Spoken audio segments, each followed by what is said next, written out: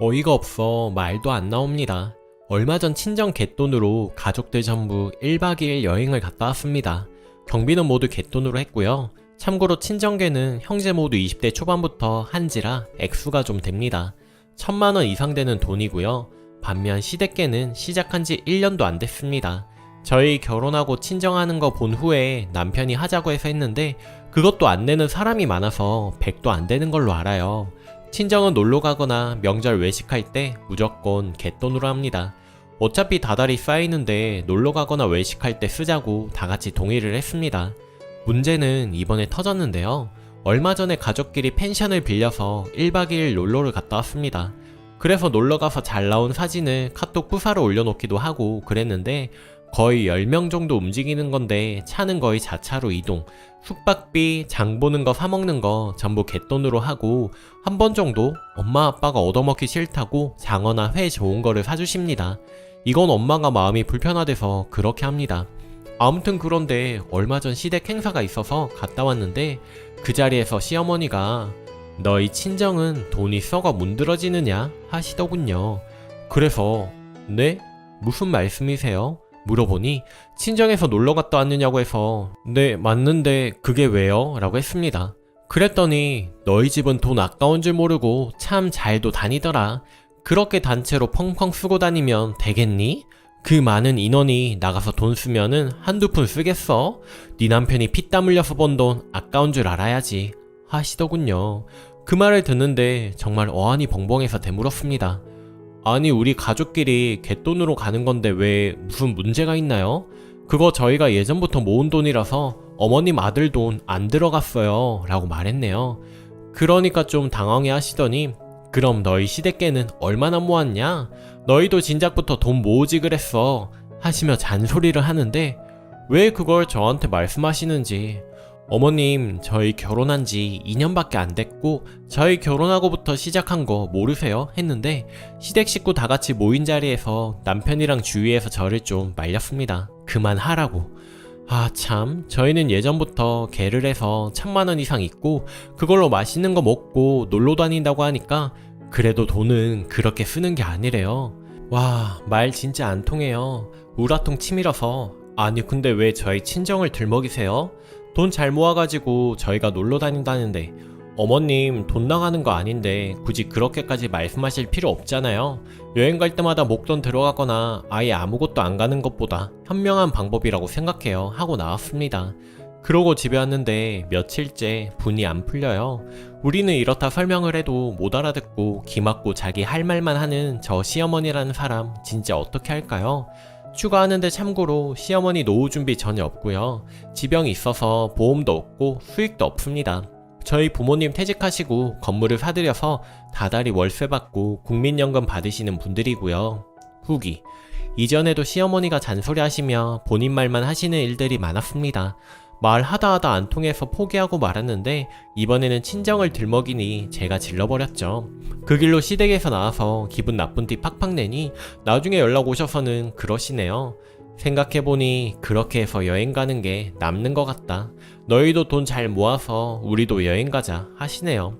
참나 결국 본인도 보내달라는 말을 실토하시네요. 그래도 웬일인지 이번에는 자기 말만 하면서 자존심을 내세우지 않으시고 차라리 솔직한 게 나은 것 같기도 하고요. 그래도 할 말은 다 했습니다. 어머님 저희는 갯돈 꼬박꼬박 내는데 안 내는 자식들이 많아서 돈이 안 모이네요. 그랬더니 아무 말 못 하시더군요. 제가 이렇게 지르고 나오는 게 처음이라 깨갱하시는 것 같습니다. 역시 가만히로 보이면 안 되는 건가 봐요. 앞으로는 할 말하고 살겠다 다짐을 했네요. 모두 감사합니다. 댓글. 다른 걸 다 떠나서 사돈댁한테 돈이 썩어 문드러지냐라는 표현을 했다는 것 자체가 완전 무례하고 예의가 없는 거네요. 간섭하는 것도 물론 잘못이지만 아무리 그래도 사돈인데 단어를 가려서 써야지. 진짜 소름 돋네요. 남편한테도 꼭 말해요. 이건 가치관의 차이는 제쳐두더라도 시어머니가 무례하고 실수한 거니 사과하라고요. 두 번째 사연. 남편 28살, 나 22살. 나이는 어렸지만 진짜 좋아했고 결혼해도 후회 없을 거란 생각으로 결혼을 했는데 현실은 냉정하더라고요. 남편이 일남 3녀 중 막내였습니다. 무조건 아들 낳아야 된다는 것 때문에 낳고 나와서 아들을 본 사례인데요. 100일 잔치를 무려 3일이나 했대요. 자식은 무조건, 특히 아들은 끼고 살아야 된다는 시엄마의 마인드 때문에 시댁살이가 시작되었습니다. 제가 대학 안 다니고 직장을 다녔는데 시댁 들어가자마자 직장 다니느라 힘들 텐데 돈 관리는 본인이 해주겠다며 통장을 가지고 가셨죠. 그때 강하게 나갔어야 했는데 왜 못 그랬는지 너무 후회가 됩니다. 시엄마는 제가 아직 많이 어리기 때문에 자기가 잘 불려주겠다며 그렇게 통장을 가져갔고, 아무튼 신랑과 제 월급을 시어머니가 관리했습니다. 저 용돈 20만원 받아서 썼죠. 시누이가 셋이었는데 그중 첫째 시누이는 결혼을 했고 나머지 둘은 같이 살았는데요. 그 둘은 일도 안 했습니다. 특히 둘째 시누는 태어나서 여태껏 일이란 걸 해본 적이 없었다네요. 둘 다 30대이거든요. 고등학교 때부터 알바했던 저로서는 영 이해가 안 갔고요. 아무튼 둘 다 직업도 없었는데 집안일도 안 해서 퇴근하고 오면 제일 먼저 하는 게 시월드 저녁밥 차려주는 거였고, 밥 먹고 나면 간식 챙겨주고 설거지 땡땡땡하고, 그러고 나면 집안일들 하고, 보기엔 안 그래 보이는데 깨끗한 걸 좋아해서 주말에는 꼭 이불 빨래를 하고, 항상 그렇게 봐오던 거라 남편도 당연한 건 줄 알았나 봐요. 정말 시어머니도 시엄마지만 시누들, 내가 만난 사람들 중에 가장 최악으로 꼽을 수 있을 것 같네요. 집이 1층, 2층이었고 층마다 냉장고가 있었는데요. 2층 냉장고는 거의 둘째 시누 전용 냉장고였습니다. 베스킨에서 제일 큰 거 몇 통씩 사다 놓고 케이크에 아이스크림 잔뜩 쌓아놓고 그거 건들면 난리가 났죠. 근데 웃긴 건 신랑이랑 저희 둘이 뭐 사다 먹으면 난리 치던 거였습니다. 왜 자기 빼먹고 먹느냐고. 그래서 먹을 거 딱 맞춰서 사오면 자기는 2개 이상 먹고 늦게 오는 가족은 먹을 수도 없고요. 그리고 제 옷을 막 가져다 입었는데 시누들이랑 저랑 치수가 다른데 그냥 입어요. 그래서 못 입게 된 게 한두 개가 아니었습니다. 20만원 받았으면서 조금씩 모아서 산 건데 그걸 입고 또 못 쓰게 만들다니요. 돈도 없으면서 카드값 장난 아니게 끌고, 옆에서 지켜보니 그러니까 결혼을 못하지 싶더군요. 그리고 한 번은 회사에서 보너스가 나왔거든요. 직원들 기분 좋으라고 빳빳한 새돈으로 30만원을 뽑아서 줬는데 그걸 어떻게 알았는지 좀 빌려달라고 그거 저희 엄마 드렸습니다. 결혼 기념일에 뭐 해드린 것도 없어서 두 분 만난 거 사드시라고 드렸더니 출가 외인이라면서 그걸 왜 거기다가 바치느냐고 또 한바탕 난리가 났었죠. 그렇게 2년을 살았습니다. 정말 바보 같았죠. 그때는 정말 어리다는 이유로 저에게 막대했고 결혼했으니 그러려니 해야 하는 줄 알았습니다. 그나마 다정했던 시아버지가 아주 좋아서 참고 살았는데 빵 터진 사건이 있었죠. 제가 아기를 가졌는데요. 몸이 약해서 유산기 좀 있다고 안정을 취해야 된다고 그랬거든요. 의사 선생님이. 근데 시어머니 하는 말이 아가야 너무 놀면 애 낳을 때 힘들다더라. 그냥 애 낳기 전까지 일해라. 다른 건 다 참아도 이건 아니잖아요. 거기에 화나서 한바탕 난리를 쳤습니다. 시엄마 다 듣고 있는 거 알면서도 남편한테도 못을 박았네요. 이렇게는 더는 못 살아. 돈도 벌어다 주고 집안일도 내가 다 하는데 나 용돈 20만원 받고 살아. 내가 여기서 이런 대접 받을 이유가 없어. 내가 결혼을 한 거지 종로를 타려고 들어온 줄 알아? 나도 우리 엄마 아빠 귀한 딸이야. 유산기 있어서 쉬어야 하는 며느리한테 더 일하라고? 그런데도 가만히 있는 당신이 사람이야? 당신은 정신적으로 분가할 상태가 안 되어 있는 것 같아. 결혼하면 안 되는 사람이었다고. 이 결혼 나 유지 못하겠어. 그만하자. 하고 짐을 싸들고 친정으로 온 게 화요일이었습니다. 그리고 수요일 저녁에 신랑이 오더라고요. 자기 통장이랑 내 통장이랑 내밀더니 앞으로 저보고 관리를 하래요. 짐도 가지고 올 거라네요. 여기서 살겠다고. 엄마 아빠도 소중하지만 내 안에 내 아이가 더 소중하다고. 그러고 나서 오늘 아침에 시엄마 시누들이 번갈아가며 전화를 하더라고요. 사과 전화냐고요? 당연히 아니죠. 온갖 욕을 번갈아가면서 하면서 내 착한 아들, 동생이 너 만나고 변했느니 어쨌느니 당장 오라고 난리를 치더니 나중엔 너 필요 없으니 남편 통장 내놓으라고 하더군요. 하긴 여태껏 남편 저 이렇게 500이 넘는 돈을 지락펴락하다가 못 쓰니까 큰일이 났겠죠. 지들 셋이 살아야 하는데 돈 줄 사람이 없으니 애기 낳으면 당장 데리고 올 거라며 애기 낳고 보자고 하더라고요. 어이가 없어서 친정에서 며칠 마음을 추스리고 조만간 단판을 지을게요. 후기. 친정 부모님께도 다 말씀을 드렸더니 엄마가 너무 화가 나셔서 신랑도 내쫓아 버렸습니다. 꼴 보기 싫다고 나가라고 해서 다시 쫓겨나고 신랑이 며칠째 빌고 빌어서 친정에서 지낼 수는 있게 되었네요.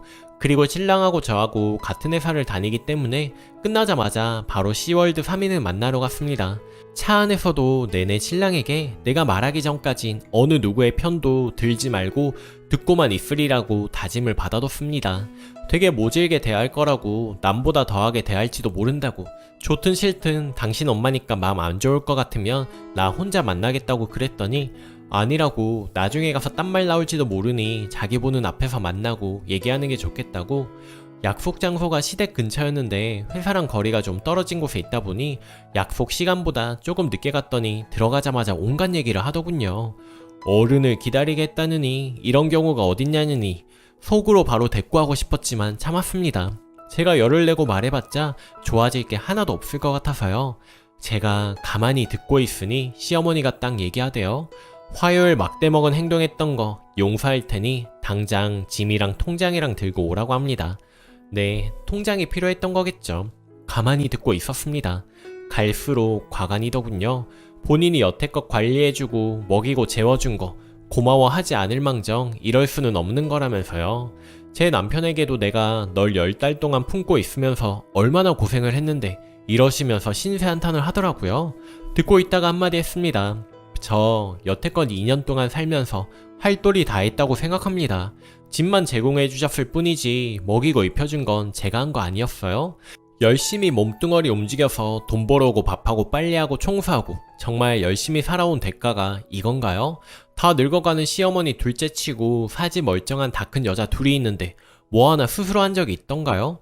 그리고 그렇게 기다리던 우리 아이가 가졌는데 몸 약한 며느리한테 씨라고는 못할 망정 이래서 돈 벌어 오라는 게 말이 되나요? 마음에 쌓아뒀던 말 다 했습니다. 처음 있는 일이라 많이 떨렸는데 참 속이 시원하더라고요. 그러니까 그러대요. 본인은 애 가지고도 일했고 애기 낳고도 며칠 안 쉬고 바로 일했다. 세상 여자들 다 하는 거 너만 유난 떤다고. 어이가 없어서 웃음만 나오더군요. 저도 그랬습니다. 그동안은 아이 없이 완전한 가정 꾸리기 전에 연습했던 걸로 생각할게요. 이젠 우리 아이 때문에라도 완벽히 독립을 해야겠습니다. 저는 더 이상 시댁에 왕래할 생각이 없네요. 남편만 보내겠습니다. 그리고 용돈도 못 드려요. 여태껏 우리 번 돈 제대로만 모았어도 집 못 사도 전셋값은 충분했을 텐데 이제라도 알뜰살뜰 살아봐야겠습니다. 옆에서 가만히 듣고만 있던 신랑이 그러더라고요. 지금 자기에겐 저와 저희 새싹이가 가족이라고요. 그동안 당연한 줄 알고 해왔던 게 당연한 게 아니었다고, 그동안 자주 못 찾아뵙고 연락 못 드려도 이해하시라고 그러고 나왔습니다. 뒤에서 뭐라 소리는 치는데 그냥 남편이 잡아 끄는 대로 그냥 나왔습니다. 뒤도 돌아보지 않았습니다. 차에 탔는데 온몸이 부들부들 떨려서 눈물이 막 흐르는 거, 이런 일로 울고 싶지 않아서 꾹 참았네요. 저희 아이 때문에라도 강한 엄마가 되어야 하니까요. 저 이젠 정말 저희 세 식구만 생각하면서 열심히 살려고 합니다. 그동안 제가 얼마나 세상을 모르고 살았는지 깨닫게 되었습니다. 자기 일처럼 걱정해주시고 같이 화내주셨던 분들 감사합니다. 저 행복해질게요. 댓글 정말 잘하셨습니다. 말 아끼시고 최소한의 말만 하고 오신 거 멋집니다. 앞으로 꽁쳐놓은 돈 없으면 돈 없어서 죽는 소리 해댈 거예요. 지금까지 써오던 가락이 있어서 있는 돈 까먹을까봐 노심초사할 테고요. 남편분 마음은 아프겠지만 30 넘어까지 일 한 번 안 하고 남동생과 올케가 벌어온 돈으로 돼지 새끼처럼 살아온 두 인간 사람 만든다 생각하고 독하게 외면하라 해주세요. 아무리 못난 인간들이지만 그래도 남편 혈육이잖아요. 늙어 죽을 때까지 그 인생들 책임져 줄 것도 아닌데 사람 만들어놔야죠. 얼른 사람 만들어서 결혼을 하더라도 상대 남자들한테 미안하지는 않게는 만들어 보내야 하지 않겠어요? 글쓴이 두 부부께서 독하게 외면하고 모른 척 하시면 그 얼빠진 시모가 두 딸이라도 일터로 내몰 테죠. 이제 딸들한테도 효도 좀 받고 사시라고 정말 절대적으로 신경 써주지 마세요. 독한 것들이라며 두 눈에 피눈물을 흘려봐야 자기들 손으로 힘들게 돈 벌어봐야 저희가 무슨 짓을 한 것인지 뼈저리게 느낄 거예요. 지금 죽일 듯 욕하지만 정신 차리고 사람 되면 마음속으로나마 고마워할지도. 너무 많은 것을 바라나? 지금 다시 안 볼 것 같겠지만 글쓴이님 나쁜 분 아니신 게 그래서 느껴져. 조금 시간 지나면 마음 약해지실 것 같아 노파심에 글을 적습니다. 정 마음 불편하면 위의 내용처럼이라도 억지로 마음을 다잡으시라고요. 지금은 님의 가정 제대로 세우시는 데 집중하시고요. 딱 부러진 성격이시라 잘 해내실 거라 믿어 의심치 않아요. 더 편해지시고 예쁜 아가 태어나고 시간 나실 때 소식 전해주세요. 일면식은 없지만 함께 기뻐해 드리렵니다. 오늘 제가 준비한 사연은 여기까지입니다. 오늘도 낭만캐스터와 함께 행복한 하루 보내세요. 감사합니다.